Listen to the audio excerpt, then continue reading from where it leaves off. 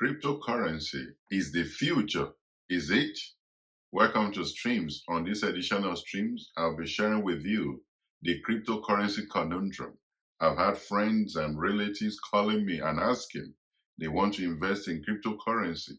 What is my take on it? If I'm investing in cryptocurrency, and if not, and if I will in the future. I want you to understand certain fundamental building blocks of cryptocurrency is based on the technology called blockchain, which means it is mined virtually by computers or supercomputers around the world. And one Bitcoin, for example, is added to the blockchain every 10 minutes. So that is the process. And I hope that is what all the cryptocurrencies are following. But it's only Bitcoin and Ethereum that is known.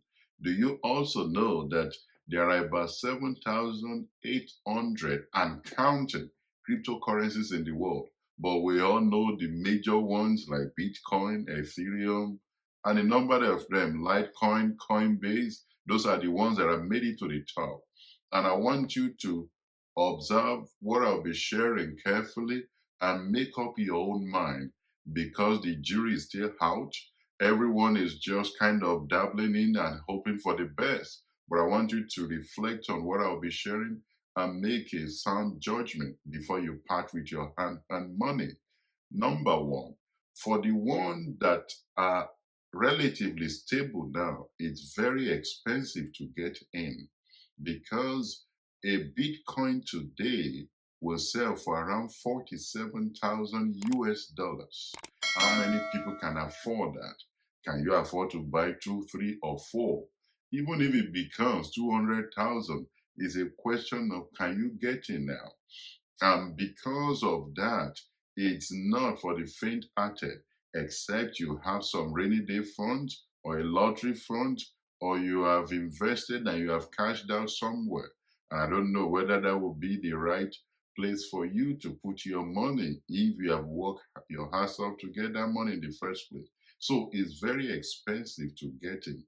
Although the smaller ones or the unknown names like Deepface, like Dogecoin, and all of those kind of weird names might be cheap, but a lot of them are not based. Not all cryptocurrencies are based on blockchain technology. It's the ones that we know are based on blockchain technology. Number two, it's a solid long futuristic technology, but is also susceptible to hackings, and there are no remedies for your loss or mistakes. Although the technology is fascinating in terms of what it could do in the future, because blockchain technology itself is based on the fact that each there's a virtual ledger that keeps record of all transactions and is domiciled around the world, so nobody can delete it or wipe it out. But on the other hand, there's no recourse to any governance or regulatory framework where you can have a recourse to if your account is hacked, it's gone. If you forget your password, it's gone. So that aspect of it being a very, safe and ungoverned technology makes some people to get their high blood pressure to rise very high.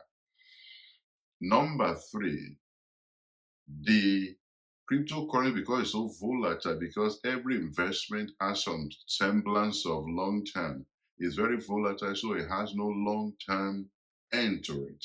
It could be high today and it could go down tomorrow. And if a currency or an investment is that volatile, you can't hold it for the long haul. Because if you can't bet that in 10 years' time or in 20 years' time, it will still be there. Don't forget, the regulatory framework is changing and different governments are changing their policy. I know some government in parts of the world who have legislated cryptocurrency out of their economy, while some are bringing their own version of fiat cryptocurrencies in order to kind of rebase their own economy. So all of these things are happening at the same time. But one thing that cannot be taken away is the fact that the technology itself will be useful in one way or the other in the new world order that is forming now. Number four, the energy consumption of cryptocurrency is very high. The carbon footprint is very high. If cryptocurrencies were to be a country, it will be the 39th biggest economy in the world that comes with that level of energy. And the world that is tilting more towards renewables and how to reduce carbon footprint and CO2 emissions, I don't know how well will the cryptocurrency mining process fare in that world. And that is a major, major concern, even for people who hold a lot of cryptocurrency. Like Elon Musk complained about the fact that it is dangerous to the environment. And with all of the happenings around the world, the need to ban combustible engine and do more of energy mix, I don't know what can make mining cryptocurrency cheaper.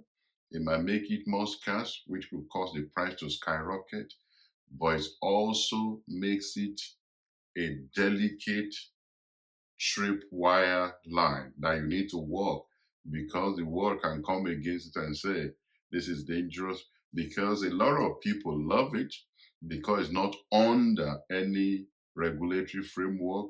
It used to be something that is used in the dark web and all of that for a very long time, but gradually it's been cleaned up. Well, how far that goes, the jury is still out on that. So if you are on the fence as to should I jump in, should I not jump in, but don't make a business decision based on a FOMO, fear of missing out. A lot of people are asking. I've had people pitch Bitcoin to me in the early days. I didn't invest in it, but it didn't bother me because I was involved with some other things. I like things that I can touch, feel, and I can know this is the address. I can check it from day to day. But if you are weighing whether you should put your money in cryptocurrency, I would say go for a training. Do proper training. I've attended cryptocurrency trainings and I'm still attending some. In fact, I have one planned. I like to understand anything I'm investing my money into because I work hard to make those money. So you don't want to just part with your money. Before I started investing in other sectors of the economy, whether property or I went for loads and loads of training, spoke to people of diverse ranks who have been successful in that sphere. So I advise you also go for trainings, get a mentor, and do these following other things. Do your own research about a particular currency you are looking to invest in if you want to invest into one. Research about the team that are driving that particular currency, because there are lots of criminals out there who do not have any solid technology behind their currency. They just call it a name and they are out to con a lot of people. And a lot of people have lost a lot of money. Don't just jump in because it's a bandwagon. Don't forget that for you to make money in cryptocurrency, you are expecting other people to invest in that particular currency. And like I said, there are about 7,800 currencies in the world and still counting. People are coming up with all manners of names to call their own currency.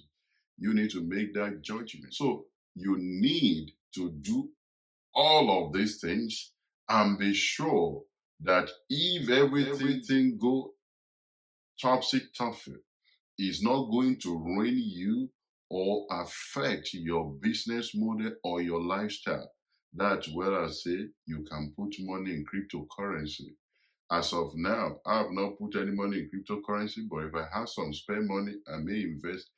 Also, if you are a rookie entrepreneur, you are just starting out, you are trying to figure out a lot of things, I would say for now, stay away from cryptocurrency because it's very volatile.